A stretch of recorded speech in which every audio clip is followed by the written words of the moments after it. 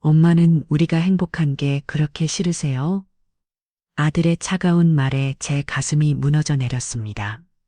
30년 넘게 혼자 키운 준호가 며느리 편을 들며 저를 원망하고 있었어요. 동네 사람들은 제 뒤에서 수군거렸습니다.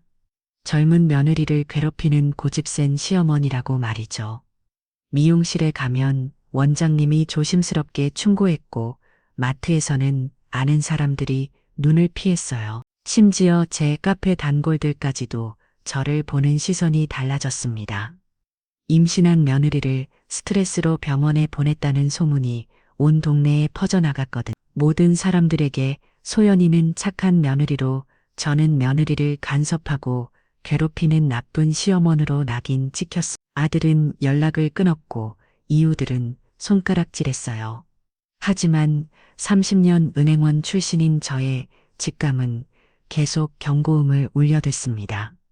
착한 며느리의 뒤에 숨겨진 진실은 과연 무엇이었을까요? 아들까지 깊이 휘말린 사건 속에서 어머니는 대체 어떻게 아들을 지켜낼 수 있었을까요? 사연 시작하기 전에 무료로 할 수 있는 구독과 좋아요 부탁드립니다. 따뜻한 마음으로 꼭꼭 눌러주시면 틀림없이 좋은 일이 찾아올 거예요. 안녕하세요. 저는 올해 65살 이은행입니다. 30년간 은행에 다니며 지점장까지 하다가 몇 년 전 은퇴하고 지금은 경기도 안영에서 작은 카페를 운영하고 있어요. 제 아들 준호는 올해 32살이에요. IT 회사에서 과장으로 일하는 착한 아이, 남편을 일찍 여의고 혼자 키운 아들이라 더욱 애틋하고 소중합니다. 준호는 2년 전에 소연이라는 예쁜 아가씨와 결혼했어요. 이모 8살에 똑똑하고 밝은 아이여서 마음에 들었습니다. 그때까지는 말이에요. 문제는 작년 가을부터 시작됐습니다. 소연이가 갑자기 달라지기 시작한 거예요. 처음엔 좋은 의미로 달라졌다고 생각했어요. 옷차림도 세련되어지고 화장도 더 정교해지고 뭔가 자신감이 넘치는 모습이었거든요. 그런데 어느 날 소연이의 인스타그램을 우연히 보게 됐어요. 평소보다 훨씬 화려한 사진들이 올라와 있더라고요. 청담동의 유명한 레스토랑에서 찍은 듯한 음식 사진, 백화점에서나 볼 듯한 명품 가방들, 그리고 제주도가 아닌 동남아시아 어딘가의 푸른 바다가 배경인 여행 사진들까지 제 심장이 콩했어요. 준호 월급이 350만 원인데 어떻게 이런 생활이 가능한지 의문이 들더라고요. 물론 젊은 부분이니까 여행도 가고 좋은 것도 사 먹을 수 있죠. 하지만 소연이가 올린 사진 속 물건들과 장소들은 준호 월급으로는 감당하기 어려운 수준이었어요. 며칠 후 준호네 집에 놀러 갔을 때 거실에 새로 놓인 가구들을 보고 더욱 놀랐습니다. 이탈리아산이라는 소파와 덴마크 디자인이라는 식탁, 그리고 벽에 걸린 대형 TV까지 대충 계산해봐도 2천만 원은 좋게 넘어 보이는 가구들이었어요. 어머니 어때요? 예쁘죠? 소연이가 환한 미소를 지으며 새 소파를 자랑스럽게 쓰다듬었어요. 그 순간 제 은행원 시절에 직감이 발동했습니다. 뭔가 이상하다는 느낌이 목구멍까지 올라왔어요. 소연아, 이렇게 좋은 가구들을 어떻게 장만했니? 준호 월급으로는 좀 부담스러울 텐데 제가 조심스럽게 물어보니 소연이의 표정이 살짝 경직됐어요. 하지만 금세 다시 밝은 미소를 지으며 대답했습니다. 아, 그게요. 요즘 투자를 정말 잘해서 수익이 좋거든요. 온라인으로 하는 금융상품인데 수익률이 엄청나요. 투자라는 말에 제 귀가 번쩍대었어요. 30년 동안 온갖 투자 사기꾼들을 봐온 터라 뭔가 석연치 않다는 생각이 머릿속을 맴돌았거든요. 어떤 투자인데 혹시 위험하지는 않니? 아니에요. 정말 안전해요. 복잡해서 설명드리기는 어렵지만 온라인 금융상품이라서 수수료도 작고 수익률도 높거든요. 소연이의 대답은 너무 모호했어요. 구체적인 상품 명도 투자 원리도 심지어 어느 회사 상품인지도 명확하게 말하지 않더라고요. 소연이가 결혼 전에는 특별한 직업도 없었고 투자에 대한 지식이 있다는 얘기도 들어본 적이 없거든요. 그런데 갑자기 투자의 천재가 되어서 이런 수익을 올릴 수 있을까요? 더 의심스러운 건 소연이가 투자 얘기를 할 때마다 눈을 마주치지 않으려 한다는 거였어요. 그리고 손가락을 계속 만지작거리는 습관도 보이더라고요. 은행원 시절 거짓말하는 고객들에게서 자주 봤던 행동들이었습니다. 며칠 후 준호와 소연이가 함께 카페에 놀러 왔어요. 소연이는 새로 산뜻한 샤넬 가방을 들고 있었고 목에는 반짝이는 다이아몬드 목걸이를 하고 있었어요. 제가 대충 계산해봐도 가방만 300만 원은 넘어 보였거든요. 그때 소연이가 준호에게 속삭이듯 말하는 소리가 들렸어요. 여보, 어머니가 우리를 좀 의심하시는 것 같아요. 투자 얘기만 나오면 이상한 눈으로 보시거든요. 그 순간 제 가슴이 철용했습니다. 소연이가 미리 준호에게 방어선을 치고 있다는 걸 직감적으로 알았거든요. 제가 앞으로 뭔가 문제를 제기하면 준호는 이미 아내 말을 믿고 저를 의심할 준비가 되어 있는 거였어요. 그날 밤 혼자 카페 정리를 하며 계속 생각했습니다. 혹시 제가 너무 예민하게 반응하는 걸까요? 젊은 부부가 투자로 성공해서 좋은 생활을 하는 게 그렇게 이상한 일일까요? 하지만 30년간 쌓은 경험과 직감은 계속 경고음을 울려댔어요. 소연이의 행동 패턴, 모호한 설명들, 그리고 준호 월급과 맞지 않는 과도한 소비 수준까지 모든 것이 제가 은행에서 봐왔던 금융 사기의 전형적인 패턴과 일치했거든요. 그런데 정작 제일 걱정되는 건 따로 있었어요. 만약 정말로 소연이가 무언가 잘못된 일에 연루되어 있다면 제 아들 준호는 어떻게 될까요? 혹시 준호도 모르는 사이에 위험한 상황에 빠져 있는 건 아닐까요? 이런 생각들이 머릿속을 맴돌면서 저는 결심했습니다. 좀 더 자세히 알아봐야겠다고 말이에요. 설령 준호가 섭섭해하더라도 제 아들을 지켜야 한다는 모성 본능이 더 강했거든요. 하지만 그때의 저는 몰랐어요. 소연이가 이미 얼마나 치매를 준비해 왔는지, 그리고 제가 앞으로 얼마나 힘든 싸움을 해야 할지 말이에요. 그 후 일주일 정도 지났을까요?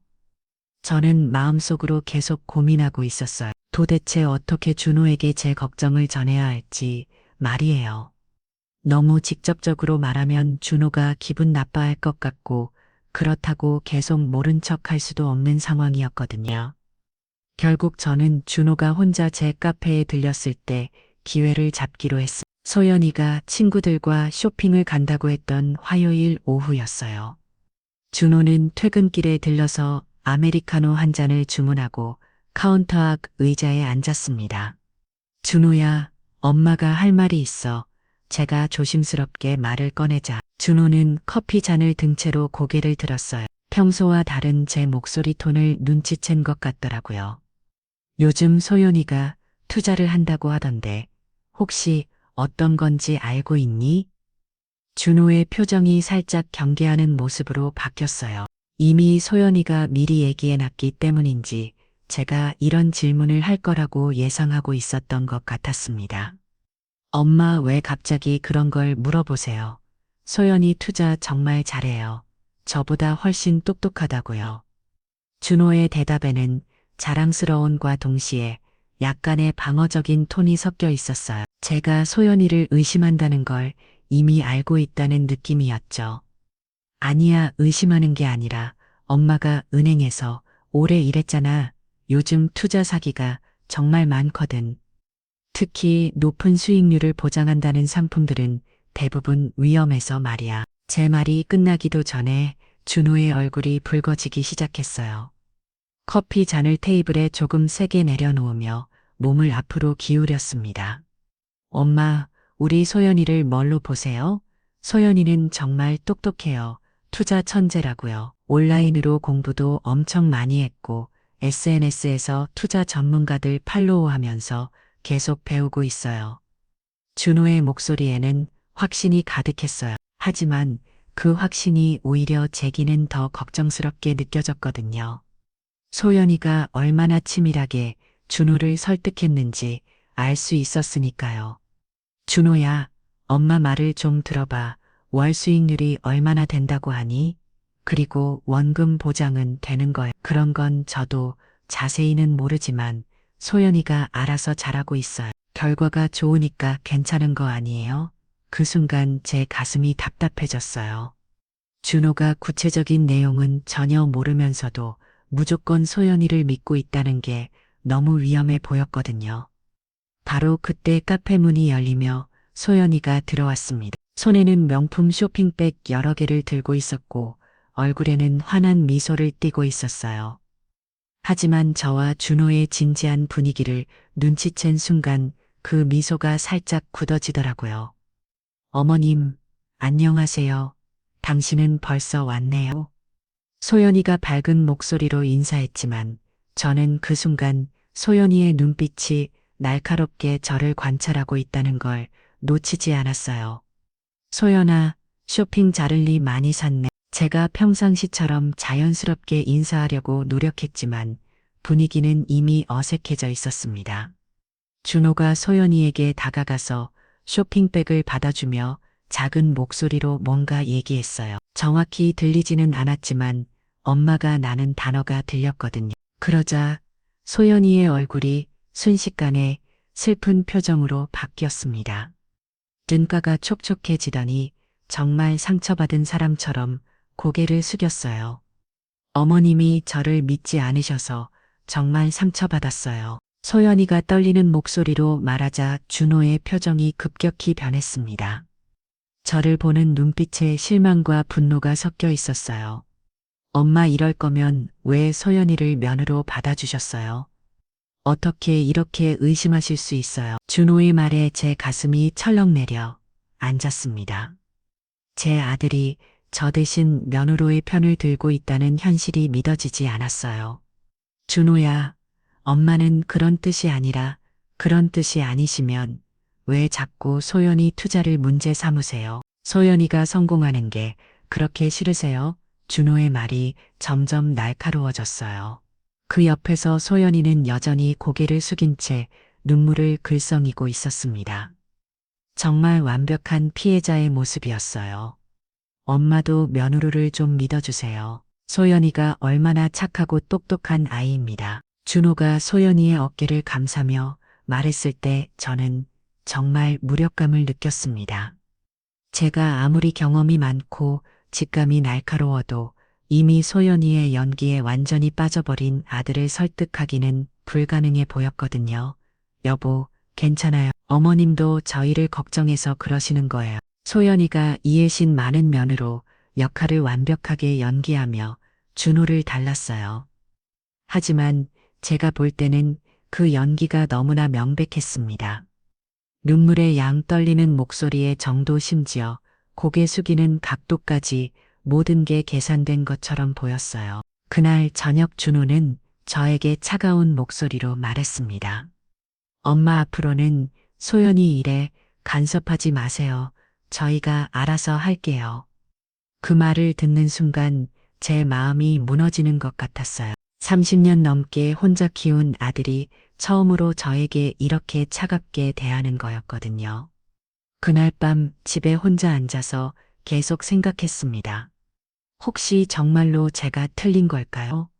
소연이가 정말 투자 천재이고 저만 나이 들어서 의심병이 생긴 걸까요? 하지만 아무리 생각해봐도 뭔가 이상했어요. 특히 소연이가 오늘 보여준 반응이 너무 완벽했거든요.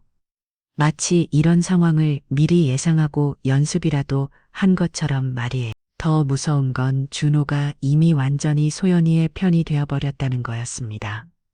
제가 앞으로 뭘 말해도 준호는 소연이의 말만 믿을 것 같았어요.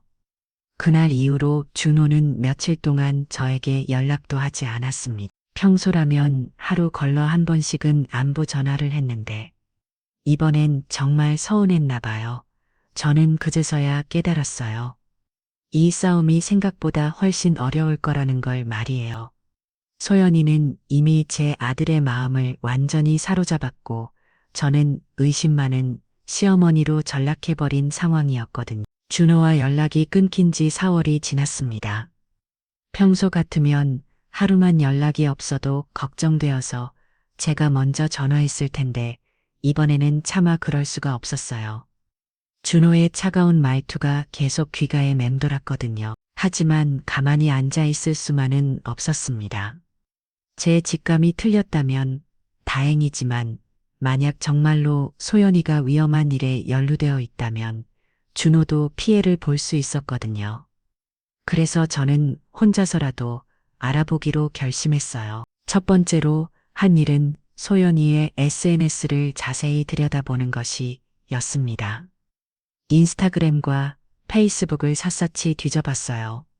명품 가방과 해외여행 사진들 사이사이에 뭔가 투자와 관련된 내용들이 조금씩 보이더라고요. 특히 눈에 띈 건 성공한 투자 라이프라는 해시태그와 함께 올린 사진들이었어요. 고급 레스토랑에서 찍은 사진에 오늘도 투자 수익으로 맛있는 저녁을 이라는 글이 적혀 있었고 명품 매장 앞에서 찍은 셀카에는 똑똑한 투자가 만든 선물이라고 되어 있었습니다. 그런데 며칠을 관찰하다 보니 흥미로운 게시물 발견했어요. 이번 주 토요일 강남 투자 설명회 참석 더 많은 분들과 투자 노하우 공유하고 싶어요.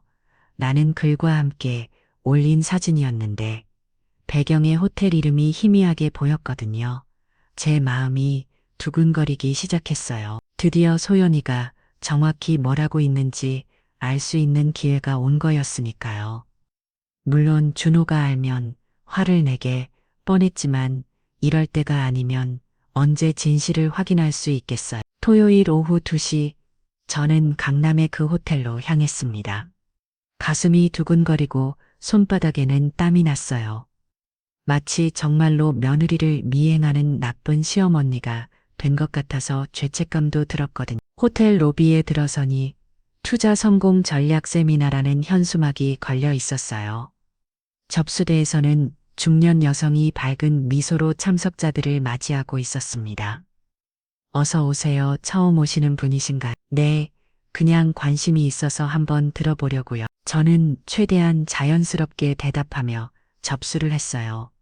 다행히 신분증을 요구하지는 않더라고요.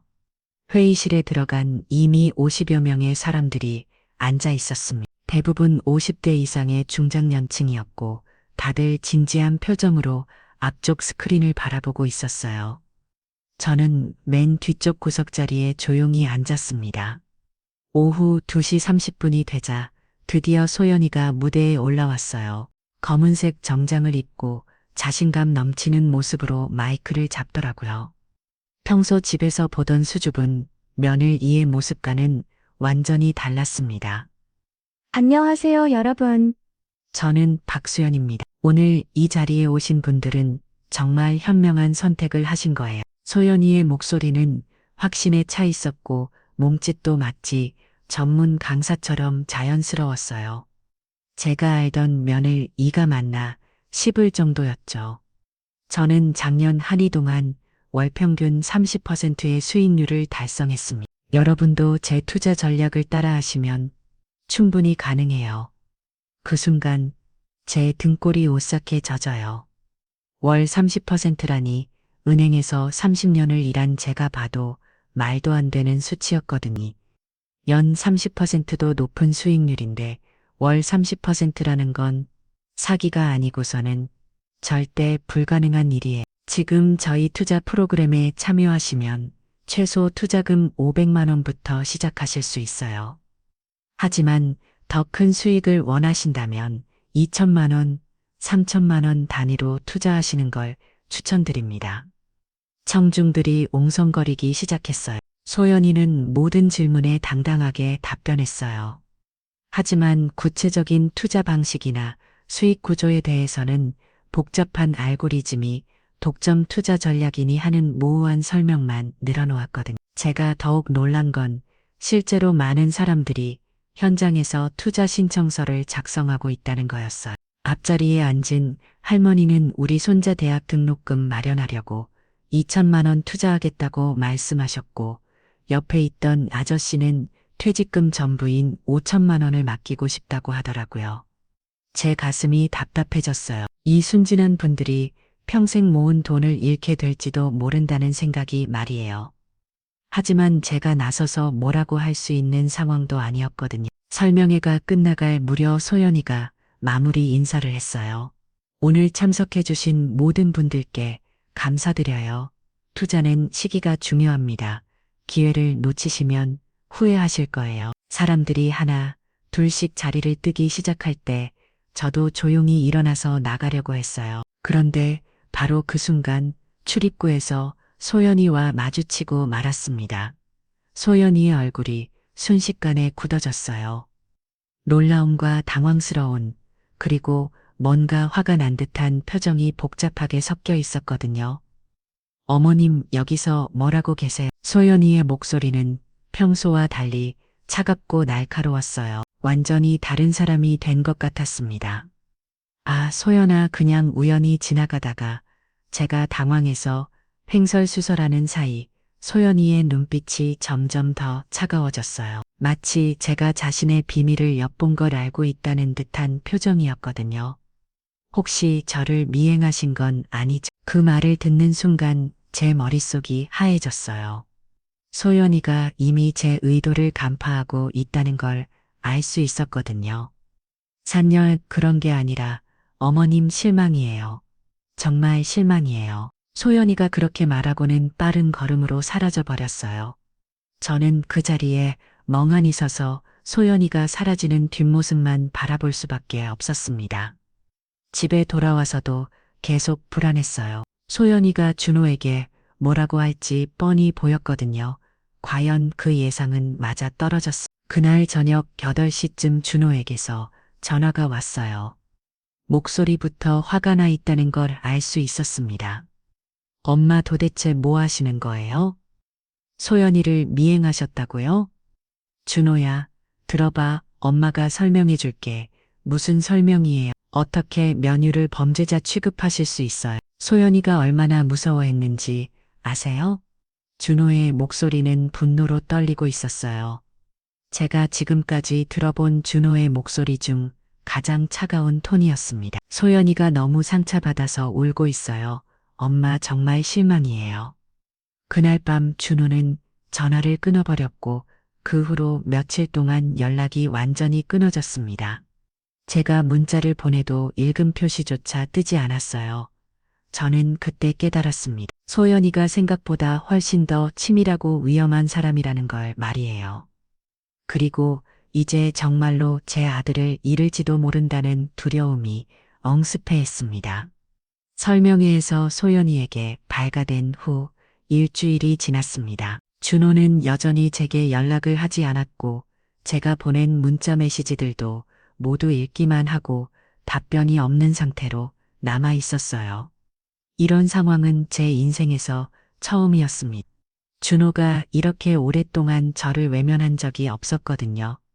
하지만 저는 포기할 수 없었어요. 제 직감이 틀렸을 리 없다는 확신이 있었고 무엇보다 제 아들을 지켜야 한다는 사명감이 더 컸거든요. 그래서 제 전문성을 살려서 체계적으로 조사해 보기로 결심했습니다.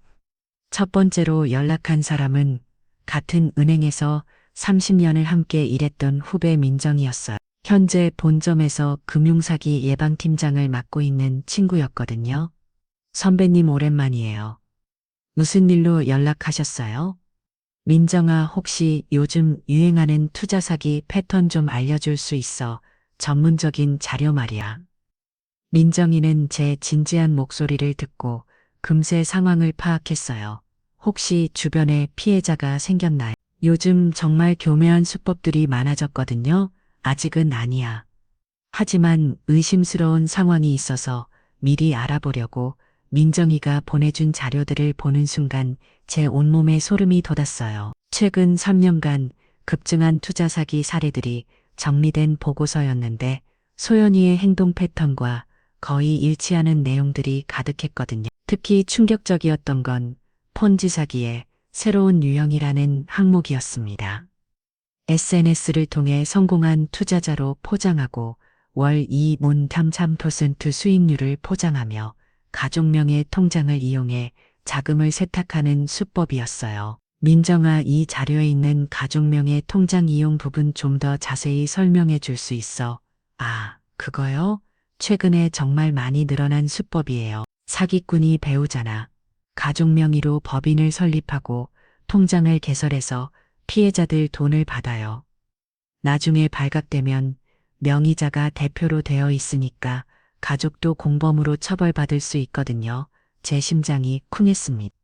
혹시 소연이가 준호 명의로 뭔가를 하고 있는 건 아닐까요? 그 다음날 저는 금융감독원 홈페이지에 들어가서 최근 투자 사기 경보 발령 현황을 자세히 살펴봤어요. 30년간 쌓인 경험으로 자료를 분석해보니 패턴이 명확하게 보이더라고요. 모든 항목이 소연이와 일치했어요. 특히 가족명의 계좌 활용 부분이 제일 무서웠습니다. 만약 소연이가 정말 준호 명의로 뭔가를 하고 있다면 준호도 법적 책임을 져야 할 수도 있었거든요. 며칠 동안 수집한 전문 자료들을 정리해보니 모든 게 소연이의 행동 패턴과 일치했어요. 더 이상 믿을 수 없다고 생각했습니다. 준호가 화를 내더라도 마지막으로 한 번만 더 설득해 봐야겠다고 결심했어요. 마침 준호가 회사 근처에서 점심을 먹는다는 걸 알고 있었거든요. 저는 평소 준호가 자주 가는 식당 앞에서 기다렸습니다. 1시간 정도 기다렸을까 드디어 준호가 나타났어요.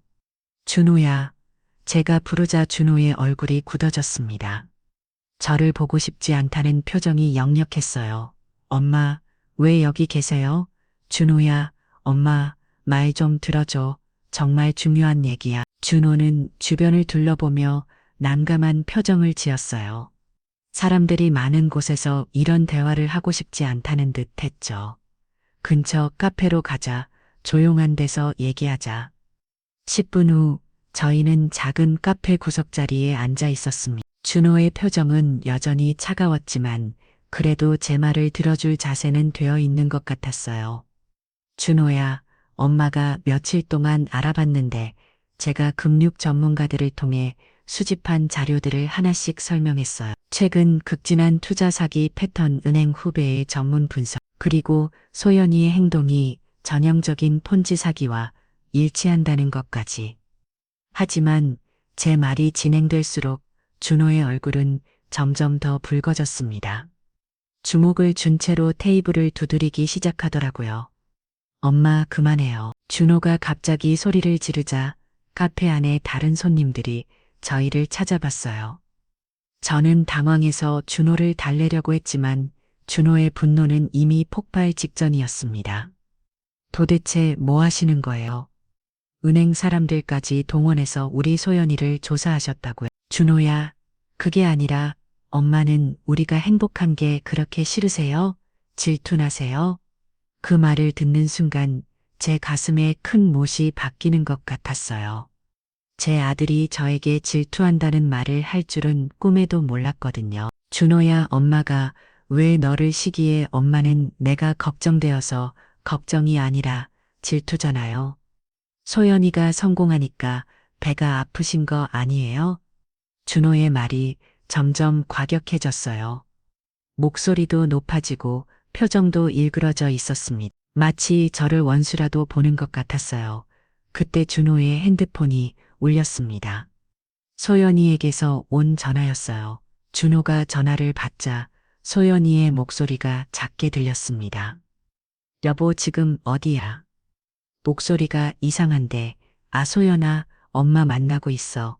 전화 너머로 소연이가 뭔가 말하는 소리가 들렸지만 정확히는 들리지 않았어요. 하지만 준호의 표정이 더욱 굳어지는 걸 분명 저에 대한 좋지 않은 얘기를 하고 있는 것 같았습니다. 알겠어. 금방 갈게.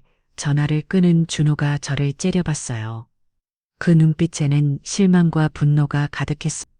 엄마, 소연이가 스트레스 때문에 병원에 갔대요. 어제부터 몸이 안 좋다고 했는데 혹시 유산할까봐 걱정된다고 하네요. 유산이라는 말에 제 머릿속이 하얘졌어요. 설마 소연이가 임신을 했다는 건가요? 아니면 이것도 거짓말인 걸까요? 임신했어. 소연이가, 네, 아직 초기라서 조심해야 하는데 엄마 때문에 받은 스트레스가 너무 커서 정말 위험한 상황이에요. 준호의 말에 제옥 몸에 힘이 빠졌어요. 만약 정말로 소연이가 임신한 상태라면 제가 지금까지 한 행동들이 정말 나쁜 시험 언니의 행동이 되는 거였거든요. 준호야, 엄마가 몰랐어. 몰랐다고요? 엄마는 지금까지 뭘 한 거예요? 면유를 범죄자 취급하고 미행하고 은행 사람들까지 동원해서 조사하고 준호의 목소리가 떨리고 있었어요.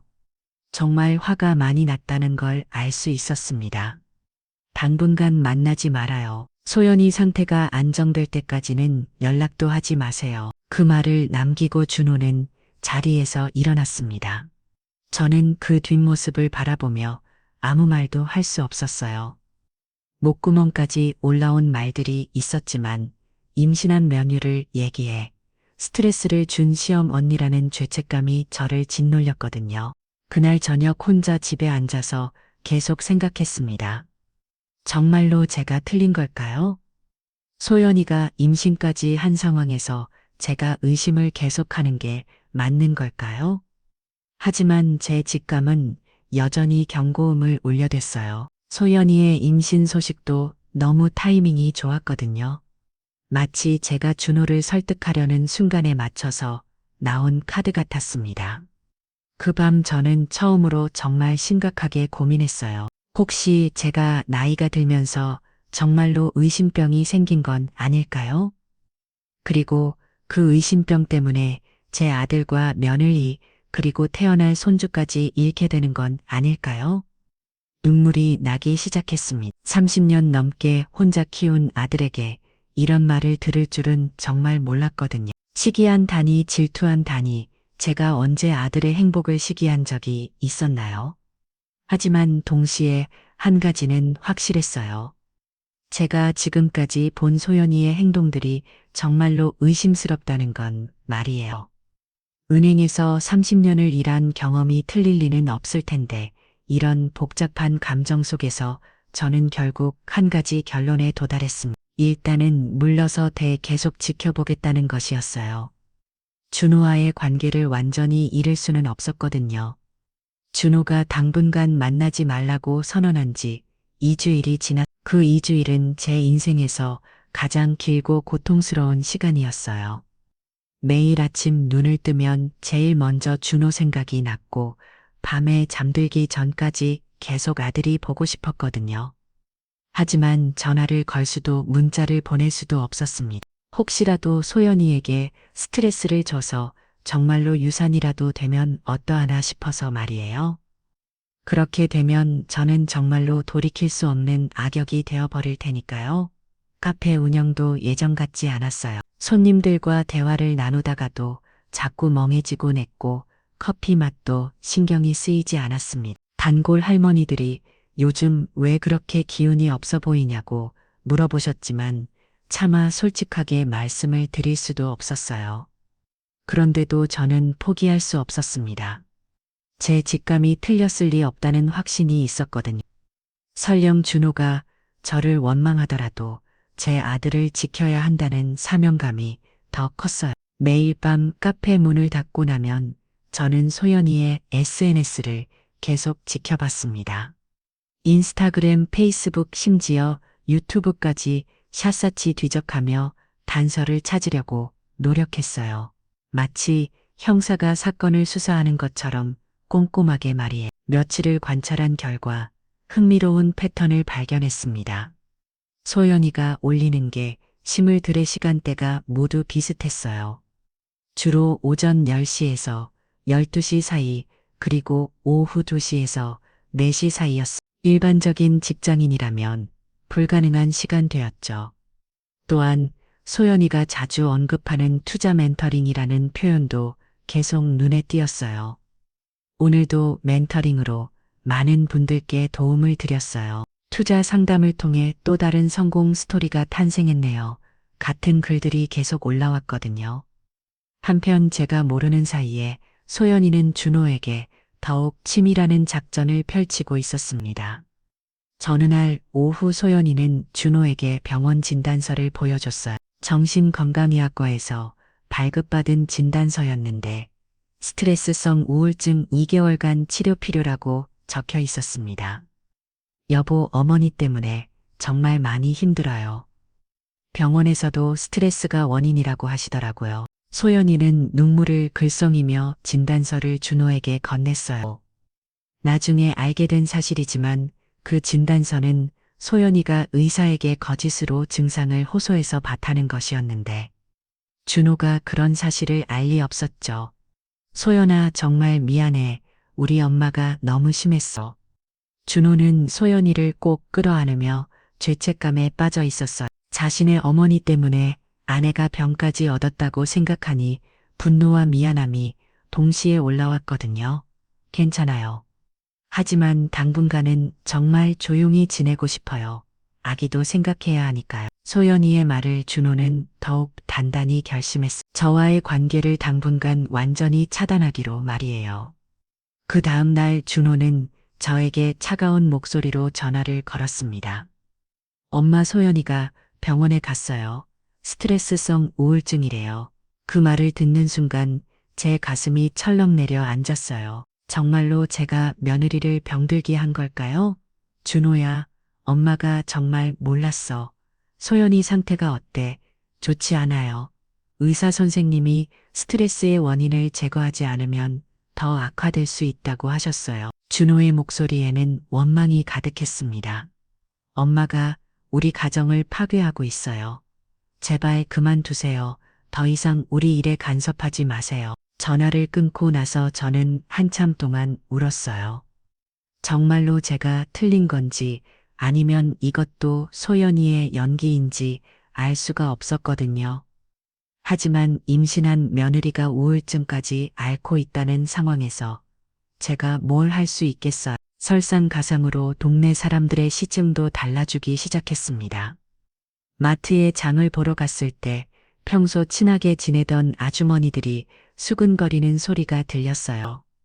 저기 은혜 씨 보인해, 요즘 며느리 때문에 말이 많던데. 어머, 정말 무슨 일이? 글쎄, 젊은 며느리를 자꾸 의심하고 괴롭힌다고 하더라고. 임신한 며느리를 스트레스로 병원까지 보냈다던데. 그 말을 듣는 순간 제 얼굴이 화끈거렸어요. 소연이가 어떻게 소문을 퍼뜨렸는지는 모르겠지만 제가 악한 시어머니로 찍혀버린 거였죠. 미용실에 갔을 때도 마찬가지였습니다. 평소 친하게 지내던 원장님이 조심스럽게 말을 꺼냈어요. 은혜 씨, 요즘 며느리와 사이가 좀 안 좋다면서요? 젊은 부부들의 일에는 너무 간섭하지 마세요. 요즘 젊은 사람들은 예민해서 모든 사람들이 저를 간섭하는 시어머니로 보고 있었어요. 소연이가 얼마나 교묘하게 자신을 피해자로 포장했는지 알 수 있었습니다. 그날 밤 저는 카페에 혼자 앉아서 또 다시 소연이의 SNS를 뒤져봤어요. 최근에 올라온 게시물 중에 의미심장한 글이 있었습니다. 가족의 이해와 지지가 없으면 아무리 좋은 일도 힘들어지네요. 하지만 포기하지 않겠어요. 더 많은 분들께 도움이 되고 싶거든요. 그 글아리에는 수십 개의 댓글이 달려 있었어요. 힘내세요. 가족이 이해해주지 않아도 우리가 있잖아요. 소연님 같은 분이 있어서 감사해요. 같은 응원의 메시지들이었습니다. 소연이는 심지어 SNS에서도 자신을 피해자로 만들고 있었어요. 마치 가족의 반대에도 불구하고 선한 일을 계속하는 억울한 사람처럼 포장하면서 말이에요. 저는 그때 깨달았어요. 소연이가 얼마나 치밀하고 교활한 사람인지를요. 단순히 투자 사기만 하는 게 아니라 주변 사람들의 인식까지 완벽하게 조작하고 있었거든요. 며칠 후 평소 친하게 지내던 김씨 할머니가 카페에 오셨어요. 표정이 심각해 보여서 뭔가 할 말이 있으신 것 같았습니다. 은혜야, 내가 한마디 할 게 있어서 왔어. 네, 할머니. 뭐가 궁금하세요? 요즘 며느리와 사이가 좋지 않다고 들었는데 너무 깊이 개입하지 마라. 젊은 사람들 일은 젊은 사람들이 알아서 해야지. 김씨 할머니마저도 저를 나무라시는 거였어요. 평생을 함께 살아온 동네 어른이 저를 의심의 눈초리로 보신다는 게 너무 서러웠습니다. 할머니, 제가 정말 그런 시어머니 같나요? 아니야. 내가 나쁜 사람은 아니지. 하지만 요즘 젊은 며느리들은 예전과 달라. 너무 간섭하면 오히려 역효과가 날 수 있어. 그날 밤 저는 처음으로 정말 심각하게 자책했어요. 혹시 정말로 제가 나이가 들면서 고집만 세졌나요? 소연이가 정말 착한 며느리인데 제가 편견으로 바라본 건 아닐까요? 하지만 한 가지 많은 확실했어요. 제 은행원으로서의 직감과 경험이 보내는 경고 신호는 여전히 강하게 울리고 있다는 것이 였습니다. 아무리 주변에서 뭐라고 해도 소연이의 행동 패턴은 분명히 수상했거든요. 그래서 저는 결심했습니다. 설령 모든 사람이 저를 의심하고 아들마저 등을 돌려도 끝까지 지켜보겠다고 말이에요. 제 직감이 틀렸다면 그때 가서 무릎 꿇고 사과하면 되지만 만약 맞다면 제 아들을 구해했으니까요. 그날 밤부터 저는 더욱 치밀하게 소연이를 관찰하기 시작했습니다. 비록 외롭고 힘든 싸움이었지만 포기할 수 없었어요. 왜냐하면 저는 준호의 어머니였고 어머니는 끝까지 자식을 지키는 존재니까요. 소연이를 관찰하며 보낸 며칠이 지났지만 별다른 단서를 찾지 못했습니다. 오히려 소연이는 더욱 조심스럽게 행동하고 있는 것 같았어요. SNS 게시물 도 예전보다 줄어들었고 투자 관련 내용들도 거의 올리지 않더라고요. 그 사이 준호와의 거리는 점점 더 멀어져만 갔습니다. 제가 보낸 문자들은 여전히 익십이었고 가끔 카페 앞을 지나가는 준호의 모습을 봐도 저를 피해 다른 길로 돌아가곤 했어요. 그럴 때마다 제 가슴은 조각조각 찢어지는 것 같았습니다. 하지만 저는 마지막으로 한 번만 더 시도해보기로 결심했어요. 이대로 포기할 수는 없었거든요. 혹시라도 제가 틀렸다면 사과하고 정말로 소연이가 위험한 일을 하고 있다면 준호를 구해야 했으니까요. 그날 저녁 9시쯤 저는 떨리는 손으로 준호에게 전화를 걸었습니다. 한참을 기다려도 받지 않더니 마침내 준호의 목소리가 들렸어요. 하지만 그 목소리는 여전히 차갑고 날카로웠습니다. 엄마 왜 연락하셨어요? 연락하지 말라고 했잖아요, 준호야. 엄마 말 좀 들어줘. 정말 마지막이야. 제 목소리가 떨리고 있다는 걸 스스로도 느낄 수 있었어요. 준호도 그걸 눈치챘을 거예요. 엄마 또 소연이 얘기하려는 거죠? 정말 그만해 주세요. 준호야, 제발 한 번만. 한 번만 소연이 투자 내역을 같이 확인해 보자. 엄마가 틀렸으면 무릎 꿇고 사과할게. 제가 간절하게 애원했지만 준호의 대답은 냉정했습니다. 엄마 정말 실망이에요. 더 이상 이런 식으로 하지 마세요. 소연이가 얼마나 힘들어하는지 아세요?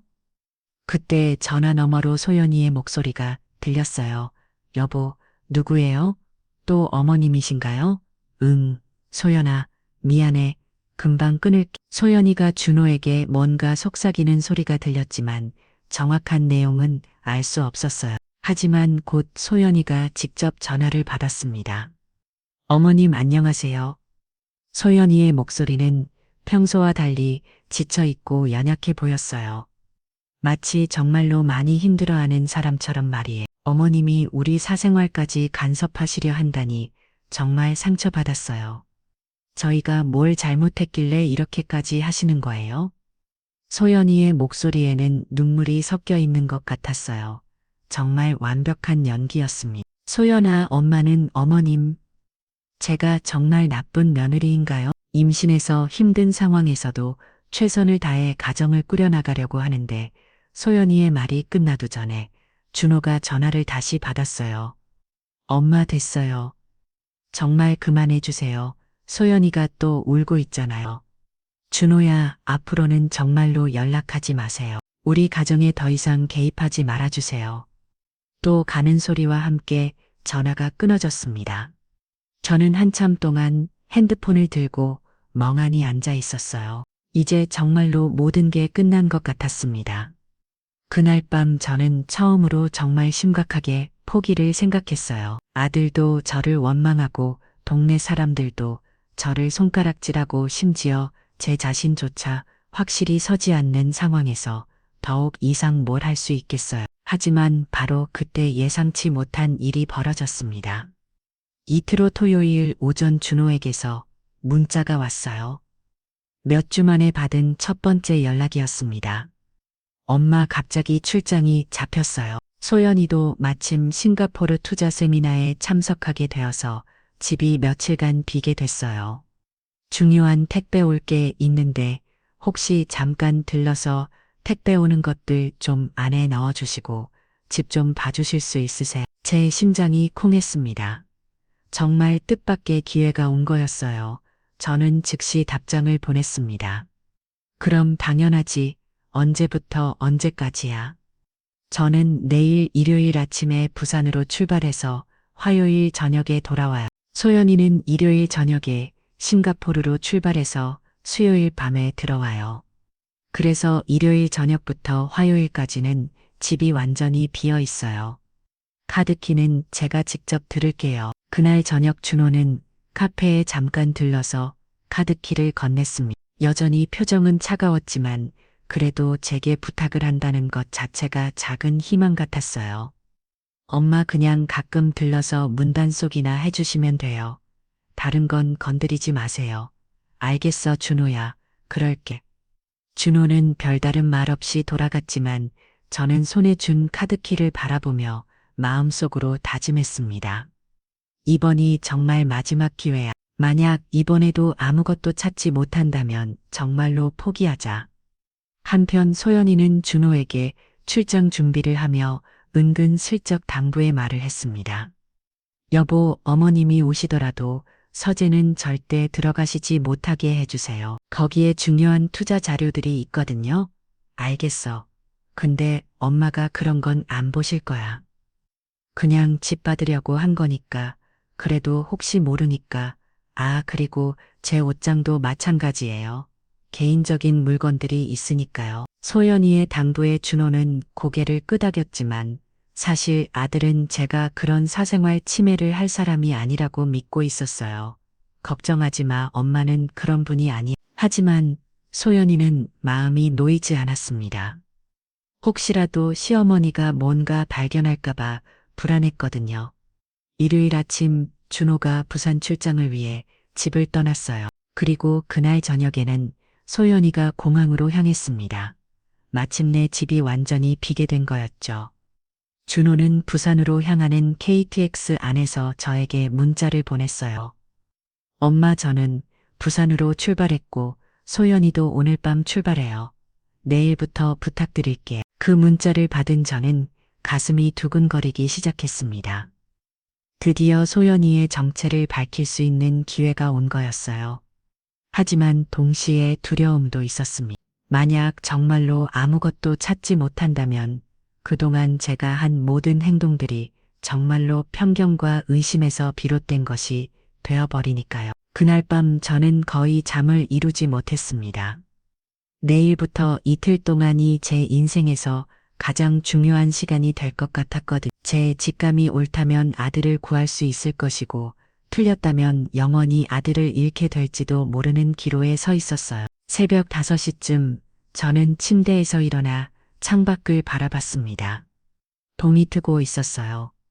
마치 새로운 시작을 알리는 것 같았습니다. 준호야, 엄마가 꼭 진실을 밝혀낼게. 그리고 널 지켜낼 거야. 저는 마음속으로 다짐하며 곧 다가올 결정적인 순간을 기다렸습니다. 월요일 오전 10시, 저는 떨리는 마음으로 준호네 집으로 향했습니다. 손에 준 카드키가 유난히 무겁게 느껴졌어요. 이번이 정말 마지막 기회라는 생각에 가슴이 두근거렸거든요.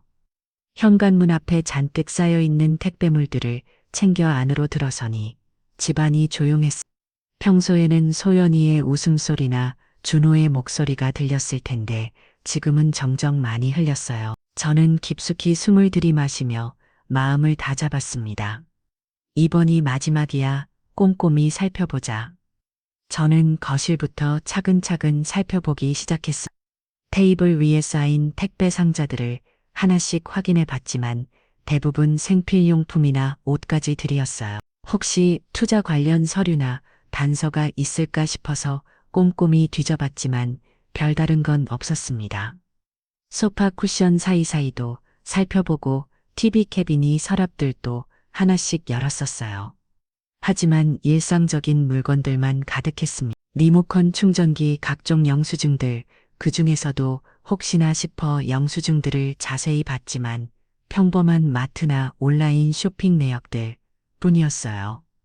오후가 되어 화분에 물을 주면서도 계속 주변을 관찰했습니다. 창가에 놓인 작은 서류안도 열어봤지만 아파트 관리비 고지서나 공과금 납부서만 들어있었어요. 반나절 동안 거실과 주방을 사사치 뒤져봤지만 소연이의 투자 활동과 관련된 단서는 전혀 찾을 수 없었습니다. 점점 초조해지기 시작했어요. 그때 준호의 서재가 눈에 들어왔습니다. 문을 살짝 열어보니 평소 정리정돈을 잘하는 준호답지 않게 책상 위가 어수선해 보였어요. 서류들이 여기저기 흩어져 있고 책들도 제대로 정리되지 않은 상태였습니다. 처음에는 주저했어요. 소연이가 서재는 건드리지 말라고 했다는 준호의 말이 떠올랐거든요. 하지만 바로 그 말 때문에 더욱 의심스러웠습니다. 왜 하필 서재만 건드리지 말라고 했을까요? 혹시 서재에 뭔가 숨겨놓은 건 아닐까? 저는 용기를 내어 서재에 들어서 씁니다. 책상 위부터 자세히 살펴봤어요. 흩어진 서류들을 하나씩 확인해 봤지만 대부분 준호의 회사 업무 관련 자료들이었습니다. 프로젝트 기획서 회의록, 업무 이메일 출력물들, 책장도 꼼꼼히 뒤져봤습니다. 책들 사이에 혹시 서류가 끼워져 있을까 싶어서 한 권씩 확인해 봤지만 별다른 건 없었어요. 컴퓨터도 켜보려 했지만 비밀번호가 걸려 있었습니다. 점점 절망적인 기분이 들기 시작했어요.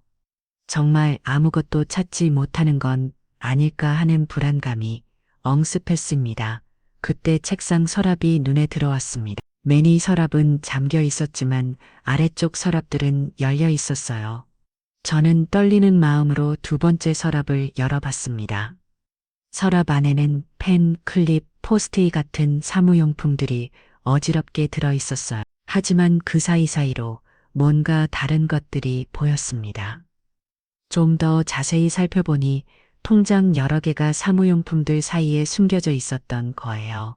제 심장이 빨라지기 시작했습니다. 평소 정리정돈을 잘하는 준호가 왜 통장을 이렇게 아무렇게나 숨겨놨을까요?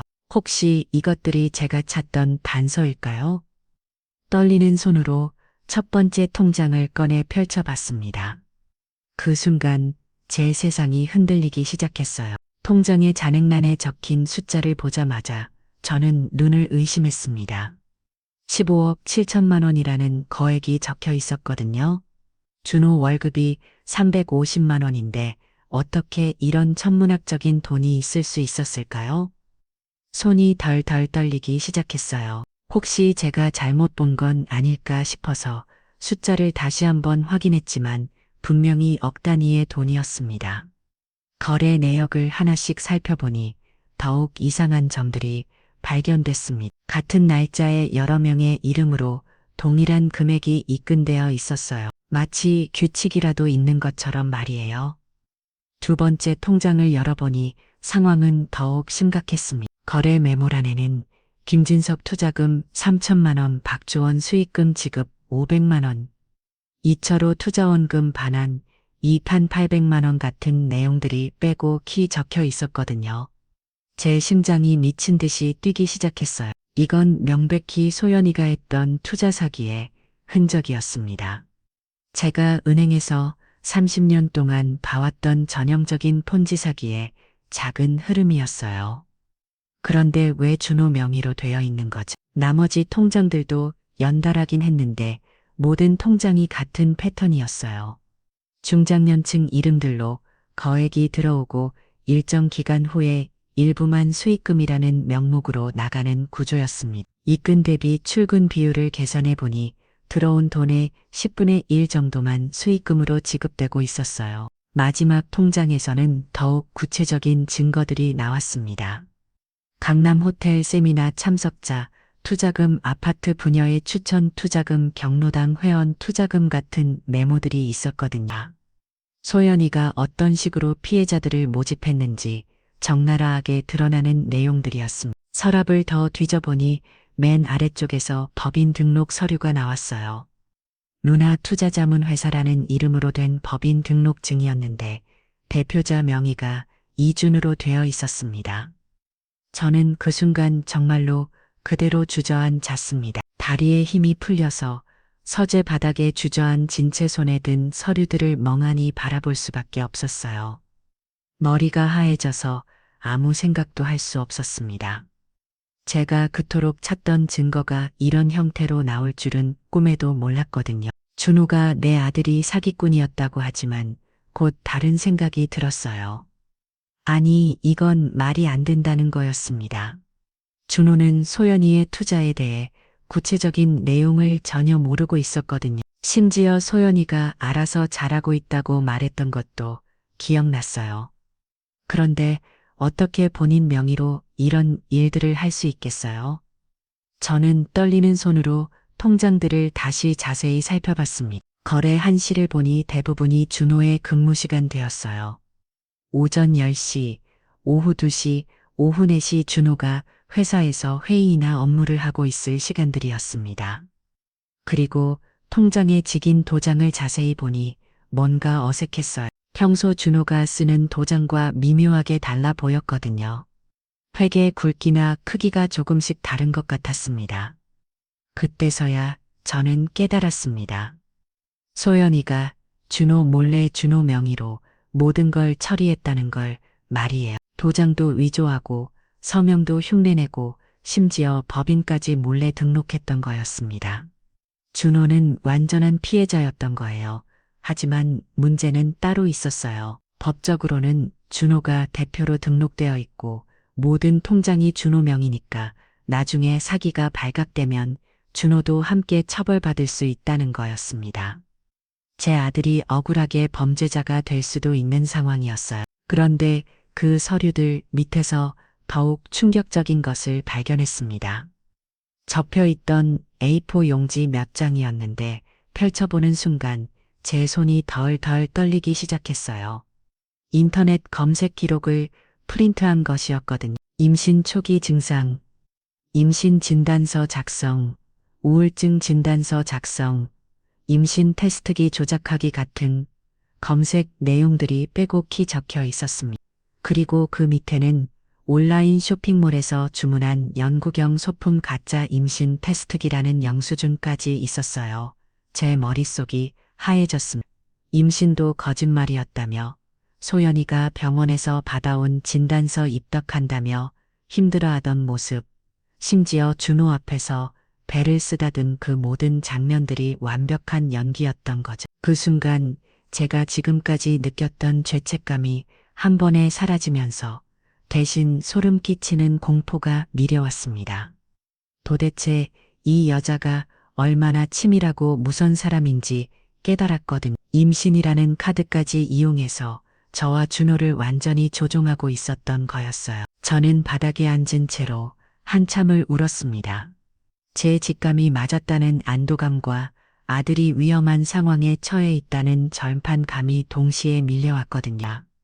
특히 준호가 아무것도 모르는 상태에서 이런 함정에 빠져 있다는 게 너무 억울하고 분했어요. 그때 현관문이 열리는 소리가 들렸습니다. 준호가 예전과 달리 일찍 돌아온 거였어요. 부산 출장이 예정보다 빨리 끝났나 봅니다. 엄마 계세요. 준호의 목소리가 들리자 저는 황급히 눈물을 닫고 일어서려고 했어요. 하지만 손에는 여전히 통장들과 법인 서류들이 들려 있었고 다리에 힘이 제대로 들어가지 않았습니다. 여기 있어, 준호의 제 목소리가 떨리고 있다는 걸 숨길 수 없었어요. 준호가 서재로 들어와서 저를 보더니 제 손에 든 것들을 발견했습니다. 엄마, 그게 뭐예요? 왜 제 서랍을? 준호의 표정이 당황스러움에서 점점 굳어졌어요. 하지만 저는 더 이상 숨길 수 없었습니다. 준호야, 이게 뭐니? 내 명의로 된 투자회사라니. 제가 법인 등록증을 내밀자 준호의 얼굴이 새하얘졌습니다. 뭐라고요? 이게 다 뭐예요? 제가 언제 회사를 만들었다고. 준호가 통장들을 하나씩 펼쳐보더니 완전히 패닉 상태가 됐어요. 이게 뭐야? 이 돈들은 어디서 온 거야? 엄마, 저는 정말 몰랐어요. 준호의 당황한 모습을 보니 정말로 아무것도 모르고 있었다는 걸 확신할 수 있었어요. 제 아들은 정말로 피해자였던 거였습니다. 하지만 동시에 새로운 공포가 엄습했습니다. 이 모든 증거들이 준호 명의로 되어 있으니 경찰이나 검찰에서는 준호를 주범으로 볼 수도 있다는 거였어요. 준호야, 큰일 났어. 소연이가 너를 이용해서 사기를 친 거야. 그런데 모든 게 내 명의로 되어 있으니 심지어 임신도 가짜였어. 가짜 임신이었다고요? 그 순간 준호도 상황의 심각성을 깨달았어. 얼굴이 창백해지더니 손이 덜덜 떨리기 시작했어요. 엄마, 어떻게 해요? 제가 감옥이 가는 거예요? 아니야, 준호야, 엄마가 꼭 지켜줄 거야. 내가 억울하게 당한 거라는 걸 증명해낼 거야. 저는 준호를 꼭 안아주며 다짐했어. 이제 정말로 시간과의 싸움이 시작된 거였어요. 소연이가 돌아오기 전에 준호의 무고함을 증명할 수 있는 증거들을 모아야 했습니다. 그날 밤 준호와 저는 거실 소파에 앉아서 한참 동안 말없이 있었습니다. 준호는 여전히 손이 떨리고 있었고 저는 그런 아들을 바라보며 마음이 찢어지는 것 같았어요. 며칠 전까지만 해도 저를 원망하고 피하던 아들이 지금은 완전히 무너진 모습이었거든요. 엄마, 준호가 조심스럽게 입을 열었어요. 목소리가 떨리고 있었습니다. 엄마, 정말 죄송해요. 제가 정말 바보였어요. 그러더니 갑자기 소파에서 내려와 제 앞에 무릎을 꿇었습니다. 32살 성인 남자가 어머니 앞에서 무릎을 꿇는 모습을 보니 제 가슴이 미어지는 것 같았어요. 준호야, 일어나. 내가 잘못한 게 아니야. 하지만 준호는 고개를 속인 채 계속 말했습니다. 엄마가 그토록 말씀하셨는데 저는 엄마를 의심하고 소연이만 믿었어요. 심지어 엄마한테 시기한다고까지 말했잖아요. 준호의 목소리가 점점 작아졌어요. 그동안 얼마나 후회하고 있었는지 알 수 있었습니다. 엄마, 저는 정말 아무것도 모르고 있었어요. 소연이가 제 명의로 회사까지 만들었다니 이런 일들이 어떻게 가능한 거예요. 저는 준호를 일으켜 세우며 차근차근 설명해 줬어요. 제가 은행에서 30년 동안 봐온 투자 사기의 수법들, 특히 가족 명의를 도용하는 방식에 대해서 말이에요. 소연이가 내 도장을 위조했을 거야. 그리고 은행이 갈 때마다 내가 회사에 있는 시간을 노렸을 거고 준호가 고개를 끄덕였어요. 그제서야 이해가 되는 듯 했어. 그런데 엄마, 이제 어떻게 해야 해요? 모든 게 제 명의로 되어 있는데 바로 그 순간 저는 새로운 공포를 깨달았습니다. 지금까지는 소연이를 잡는 것에만 집중했는데 준호의 상황이 생각보다 훨씬 심각했던 거예요. 준호야, 큰일이야. 너도 공범으로 체포될 수 있어. 제가 그렇게 말하자 준호의 얼굴이 더욱 창백해졌습니다. 법적으로는 내가 회사 대표고 모든 통장이 내 명이니까 경찰이나 검찰에서는 너를 주범으로 볼 수도 있다는 거야. 그 말을 듣는 순간 준호가 완전히 패닉 상태가 됐어요. 온몸이 떨리기 시작하더니 제대로 말도 못하더라고요. 엄마, 저는 정말 아무것도 안 했는데 그런데도 감옥에 가야 하는 거예요? 저는 그 순간 결심했습니다. 제가 무슨 수를 써서라도 내 아들을 범죄자로 만들 수는 없다고 말이에요. 아니야, 준호야. 엄마가 절대 그런 일 일어나지 않게 할 거야. 내가 피해자라는 걸 증명해낼 거야. 제 목소리에는 확실히 가득했어요. 30년간 은행에서 쌓은 경험과 지식을 총동원해서라도 아들을 구해내겠다는 각오였습니다. 그런데 어떻게 해요? 엄마 증거를 모으는 거야. 내가 이 모든 일을 전혀 몰랐다는 증거들을 차근차근 수집할 거야. 저는 준호에게 구체적인 계획을 설명해 줬습니다. 먼저 내 회사 출장 기록을 가져와 통장 거래 시간과 내가 회사에 있었던 시간을 대조해 보는 거야. 준호가 고개를 끄덕였어요. 그리고 은행 CCTV도 확인해야 해. 실제로 거래한 사람이 누구인지 확인할 수 있을 거야. 그런 게 가능해요? 물론이야. 엄마가 은행에서 일했잖아. 민정이한테 부탁하면 도와줄 거야. 준호의 눈에 희망이 빛이 조금씩 돌아오기 시작했어요. 그리고 가장 중요한 건 소연이가 내 도장을 위조했다는 증거를 찾는 거야. 필적 감정을 받으면 서명이 위조된 걸 증명할 수 있어. 저는 계속해서 치밀한 계획을 세워나갔습니다. 제 전문 지식을 모두 동원해서 아들을 구해낼 방법들을 하나씩 정리해 나갔어요. 준호야, 내가 평소에 쓰는 도장 있지? 그거 가져와 봐. 준호가 서재에서 도장을 가져왔어요. 저는 그 도장과 통장에 찍힌 도장을 비교해 봤습니다. 역시나, 이거 봐. 크기부터 다르고 획의 굵기도 미묘하게 달라. 실제로 자세히 보니 차이가 명확했어요. 소연이가 위조한 도장은 원본과 비슷하게 만들었지만 전문가가 보면 구별할 수 있을 정도의 차이가 있었습니다. 그리고 또 하나 내가 이 모든 거래 내용을 전혀 모르고 있었다는 증거도 필요해. 그건 어떻게 증명해요? 내가 받은 문자나 이메일 통화 기록들을 다 확인해 보는 거야. 소연이가 너한테 투자 관련해서 구체적으로 상의한 적이 없다는 걸 보여주면 돼. 준호가 핸드폰을 꺼내서 소연이와 주고받은 메시지들을 확인해 봤어요. 예상대로 투자나 회사 운영에 관한 구체적인 대화는 전혀 없었습니다. 봐.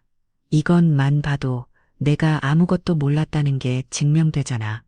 만약 정말로 내가 공범이었다면 이런 대화들이 있었을 거야. 준호의 표정이 조금씩 밝아지기 시작했어요. 처음으로 희망을 품는 것 같았습니다. 엄마 정말 저를 구해낼 수 있어요? 당연하지. 엄마가 너를 버릴 수 있겠니? 끝까지 내 편이야. 그 순간 준호가 저를 꼭 안았어. 얼마나 무서웠을지, 얼마나 절망적이었을지 생각하니 가슴이 아팠어요. 엄마 앞으로는 엄마 말만 들을게요. 정말 죄송해요. 그래 준호야. 이제 우리가 팀이 되어서 이 상황을 해결해보자. 저는 마음속으로 다짐했습니다. 소연이가 돌아오기 전까지 시간이 많지 않았어요. 하루라도 빨리 증거들을 수집해서 준호의 무고함을 증명해야 했습니다. 내일부터 본격적으로 시작하자. 민정이한테 연락해서 은행 CCTV 확인하고 내 회사에서도 출장 기록 정식으로 발급받고 제가 할 수 있는 건 뭐든지 하겠어요. 준호의 목소리에 의지가 담겨 있었어요. 드디어 제 아들을 되찾은 것 같았습니다. 그리고 준호야, 이 일은 절대 소연이한테 들키면 안 돼. 아직 출장 중이니까 시간은 있지만 정말 조심해야 해. 알겠어요. 엄마, 그날 밤 저는 오랜만에 마음이 편안했어요. 물론 앞으로 해야 할 일들이 산더미 같았지만 적어도 준호와 함께 싸울 수 있게 됐잖아요. 더 이상 혼자가 아니었습니다. 무엇보다 제 직감이 맞았다는 게 증명됐고 아들을 구할 수 있는 구체적인 방법들도 보이기 시작했어요. 이제 정말로 시간과의 싸움이었습니다. 소연아, 내가 얼마나 치밀하게 계획했는지 모르겠지만 너는 한 가지를 계산하지 못했어. 내가 모든 책임을 덮어 시려였던 내 남편의 엄마가 30년 은행원 출신이라는 걸 저는 마음속으로 다짐하며 잠자리에 들었습니다. 내일부터 본격적인 아들 구출 작전을 시작할 거였어요. 다음 날 화요일 오전 저는 30년간의 은행 경력을 총동원해서 본격적인 증거 수집에 나섰습니다. 준호도 회사에 반차를 내고 저와 함께 움직였어요. 아들의 인생이 걸린 일이었으니까요. 첫 번째로 향한 곳은 민정이가 근무하는 은행 본점이었습니다. 제가 전화로 상황을 설명하니 민정이가 흔쾌히 도와주겠다고 했거든요. 선배님 정말 심각한 상황이네. CCTV는 최대 6개월까지 보관하니까 확인 가능할 거예요. 민정이가 저희를 보안실로 안내했습니다. 거기서 준호명의 통장 거래가 이뤄진 날짜들의 CCTV를 하나씩 확인해 봤어요. 첫 번째 영상부터 충격이었습니다. 2025년 1월 15일 오전 10시 30분 거액이 입금된 바로 그 시간에 창구에 나타난 사람은 소연이었어요. 분명히 준호명의 통장이었는데 말이에요. 이거 봐, 준호야. 이 시간에 너는 회사에서 회의 중이었잖아. 준호가 자신의 스케줄표를 확인하며 고개를 끄겼어요. 맞아요, 엄마. 이 시간에 저는 부장님과 프로젝트 회의를 하고 있었어요. 민정이가 다른 날짜의 영상들도 연달아 보여줬습니다. 모든 거래에서 동일한 패턴이 발견됐어요. 준호는 회사에 있는 시간이었고 실제 거래는 소연이가 혼자 처리했던 거였습니다. 선배님, 이 정도면 충분한 증거가 될 것 같은데요. 모든 거래를 면을 입으니 혼자 처리했다는 게 명확하게 나오니까요. 저는 안도의 한숨을 쉬었습니다. 첫 번째 관문을 성공적으로 통과한 거였어요. 두 번째로 간 곳은 서울 서초동에 있는 국립과학수사연구원이었습니다. 필적 감정을 받기 위해서였어요. 준호의 진짜 서명과 통장에 있는 위조 서명을 비교 분석하는 거였죠. 보통 일주일 정도 걸리는데 급한 사안이라고 하시니 3일 안에 결과 드릴게요.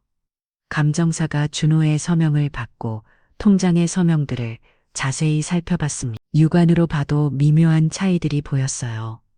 일단 예비 소견으로는 명백히 다른 사람이 쓴 것 같습니다. 화가 압력, 속도, 각도가 모두 다르네요. 그 말을 듣는 순간 가슴이 뛰었어요. 준호의 무고함을 증명할 결정적 증거가 하나 더 확보된 거였으니까요. 세 번째로는 준호 회사에서 정식 출장 확인서를 발급받았습니다. 인사팀에서 발급해진 공식 문서에는 준호의 모든 출장 일정과 근무 시간이 정확히 기록되어 있었어요. 이건면 완벽해. 거래 시간과 내 근무 시간이 겹치는 걸 객관적으로 증명할 수 있어. 준호의 얼굴에 도 희망의 빛이 돌기 시작했어요. 하지만 가장 중요한 건 아직 남아 있었습니다. 소연이를 현행범으로 잡는 것이었어요. 그날 저녁 저는 소연이의 SNS를 다시 확인해 봤습니다. 싱가포르에서 올린 사진들이 계속 업데이트되고 있었는데 내일 수요일 밤에 귀국한다고 되어 있었어요. 그런데 그때 새로운 게시물 하나 올라왔습니다. 내일 저녁 귀국하자마자 특별 투자 설명회 개최합니다. 싱가포르에서 배운 새로운 투자 기법을 공유하고 싶어요. 장소는 강남 호텔, 시간은 목요일 오후 7시입니다. 제 심장이 두근거리기 시작했어요. 이거야말로 소연이를 현행범으로 잡을 수 있는 절호의 기회였거든요. 저는 즉시 민정이에게 연락했습니다. 민정아, 내일 저녁에 소연이가 대규모 설명회를 열리죠. 이때 경찰이 급습하면 현장에서 잡을 수 있을 것 같은데. 선배님, 제가 금융감독원 수사팀에 연락해 볼게요. 지금까지 모은 증거들과 함께 신고하면 충분히 수사에 착수할 거예요. 그날 밤 늦게 민정이에게서 연락이 왔습니다. 선배님, 수사팀에서 내일 현장 급습하기로 했대요. 선배님이 준비해 주신 증거들이 정말 완벽해서 바로 수사 착수 결정이 났어요. 저는 흥분을 감출 수 없었어요.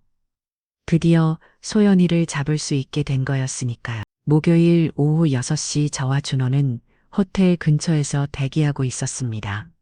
수사팀과 미리 연락을 취해서 상황을 지켜보기로 했었거든요.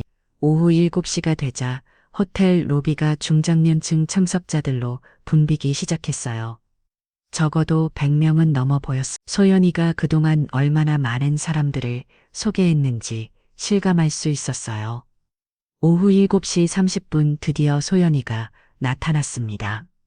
싱가포르에서 막 돌아온 것 같은데도 화려한 정장을 입고 자신만만한 모습이었어요.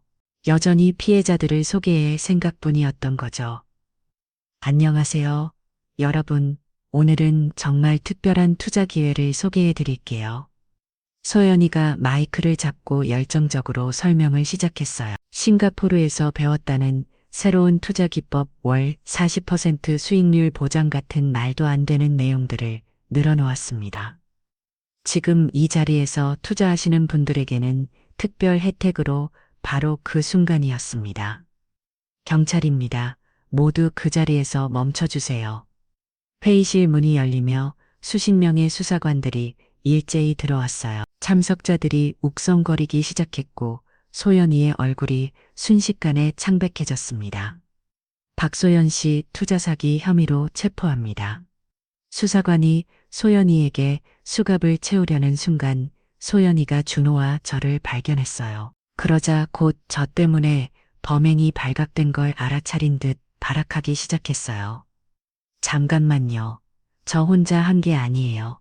제 남편도 공범이에요. 이준호도 같이 잡아가세요. 그 말을 듣는 순간 제 가슴이 철렁했습니다. 역시 소연이는 마지막까지 준호를 끌어들이려고 하는 거였어요. 하지만 저는 이미 준비가 되어 있었습니다. 잠깐만요. 제가 큰 소리로 외치며 수사관들에게 다가갔습니다. 제 아들은 피해자입니다. 저는 미리 준비해둔 서류 뭉치를 수사관에게 건넸어요. 여기 모든 증거가 있습니다. 은행 CCTV 영상 필적 감정 결과 회사 출장 확인서 제 아들이 이 모든 거래를 전혀 모르고 있었다는 증거들이요. 수사관이 서류들을 빠르게 훑어봤습니다. 이 서류들이 사실이라면 이준호 씨는 명의만 도용당한 피해자로 보이네요.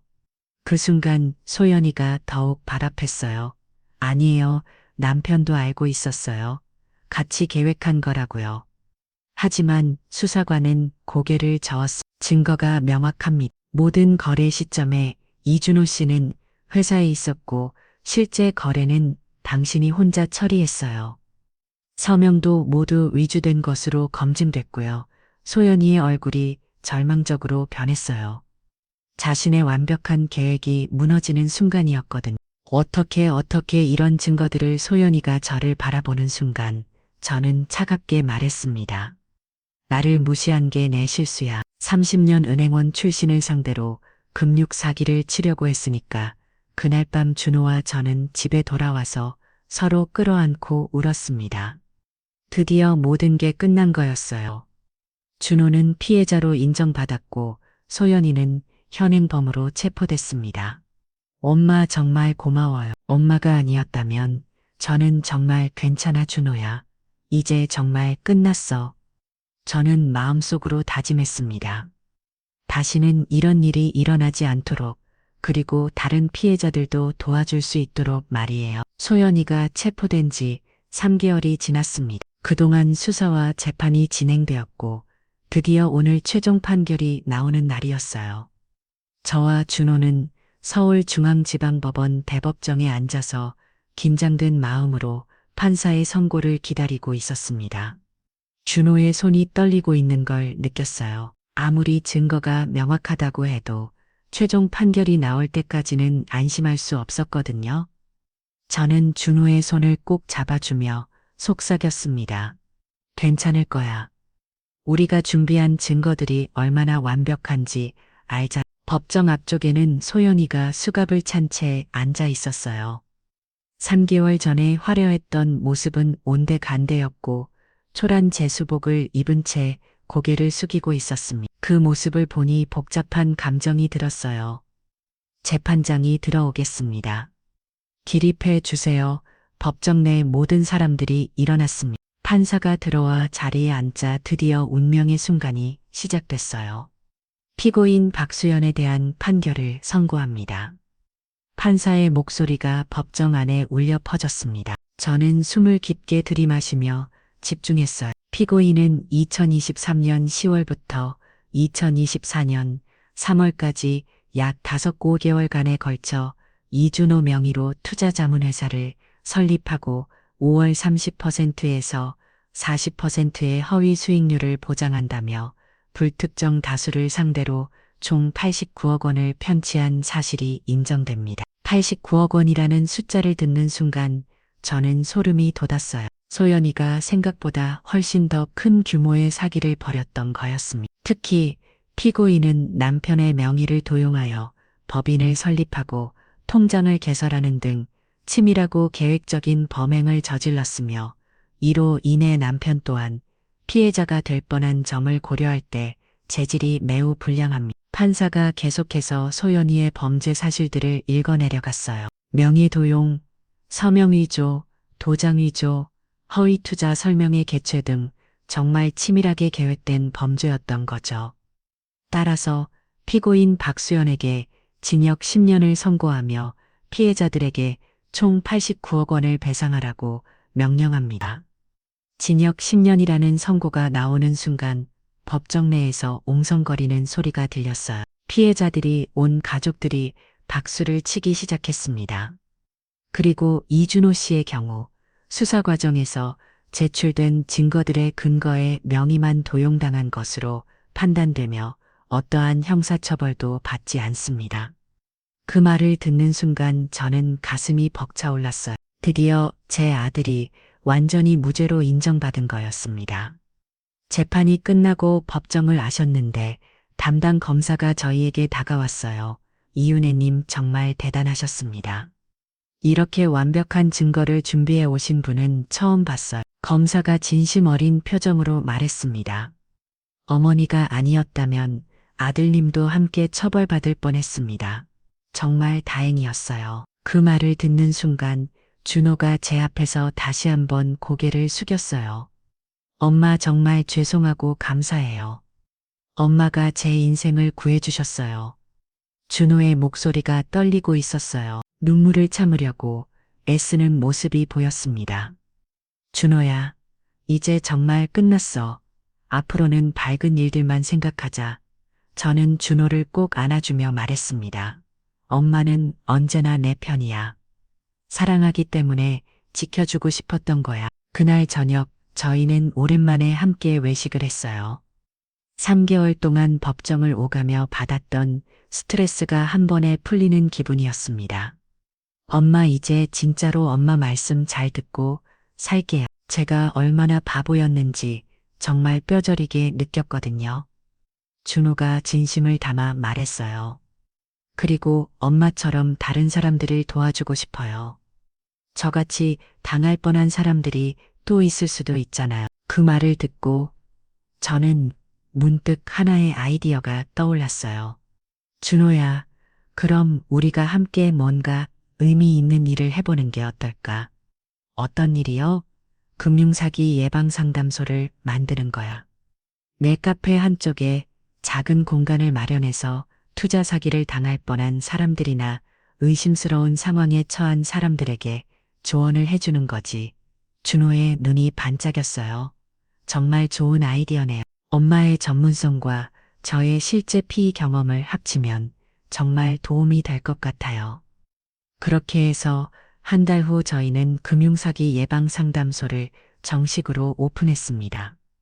카페 한쪽 모서리에 작은 상담 공간을 만들고 주말마다 무료 상담을 진행하기 시작했어요. 처음에는 동네 분들이 호기심으로 오시는 정도였는데 입소문이 나면서 점점 더 많은 분들이 찾아오기 시작했습니다. 선생님, 우리 남편이 요즘 이상한 투자 얘기를 자꾸 하는데 괜찮을까요? 저희 어머니가 누군가한테 큰 돈을 투자하겠다고 하시는데 어떻게 말려야 할지 모르겠어요. 정말 다양한 상담 사례들이 들어왔어요. 저는 제 경험을 바탕으로 조언을 해드렸고 준호는 실제 피의자의 입장에서 현실적인 이야기를 들려드렸습니다. 특히 준호의 증언이 큰 반향을 불러 일으켰어요. 실제로 명의를 도용당해서 범죄자가 될 뻔했던 경험담을 듣고 많은 분들이 경각심을 갖게 됐거든요. 반년 후에는 지역 신문사에서 저희 이야기를 보도하기도 했어요. 30년 은행원 출신 어머니가 아들을 구한 실화라는 제목으로 기사가 나갔는데 그 후로 더 많은 상담 문의가 들어오기 시작했습니다. 어머니 정말 대단하세요. 이런 분이 우리 동네에 계셔서 얼마나 든든한지 몰라요. 단골 할머니가 그렇게 말씀해 주실 때마다 가슴이 뿌듯했어요. 그리고 가장 기뻤던 건 준호와의 관계가 예전보다 훨씬 더 돈독해졌다는 거였습니다. 이 사건을 겪으면서 저희 모자는 정말 끈끈한 동반자가 됐어요. 엄마 정말 고마워요. 엄마가 아니었다면 저는 지금 감옥에 있을지도 몰라요. 준호야, 그런 말 그만해. 엄마는 당연한 일을 한 거야. 아니, 엄마의 사랑과 전문성이 저를 구해준 거예요. 앞으로 평생 은혜를 갚으며 살겠어요. 어느 날 저녁 상담소 문을 닫고 준호와 함께 앉아서 차를 마시는데 문득 이 모든 일들이 꿈같이 느껴졌어요. 몇 달 전까지만 해도 저는 아들에게 의심받고 외면당하는 외로운 시어머니였는데 지금은 아들과 함께 다른 사람들을 도움이 보람 있는 일을 하고 있으니까요. 준호야, 엄마가 이 나이에 이런 보람을 느낄 줄 몰랐어. 저도요. 이렇게 의미 있는 일을 함께 할 수 있어서 정말 행복해요. 창밖으로 저녁 노을이 아름답게 물들고 있었어요. 마치 저희 모자의 새로운 시작을 축복해주는 것 같았습니다. 그날 밤 잠자리에 들기 전에 저는 마음속으로 다짐했습니다. 앞으로도 계속해서 이런 일들로부터 사람들을 보호하고 제가 겪었던 고통을 다른 가족들은 겪지 않도록 도와주겠다고 말이에요. 어머니의 직감과 사랑 그리고 전문성이 합쳐지면 어떤 어려움도 극복할 수 있다는 걸 이번 일을 통해 깨달았거든요. 이렇게 해서 제 이야기는 끝이 났습니다. 하지만 진짜 시작은 지금부터라고 생각해요.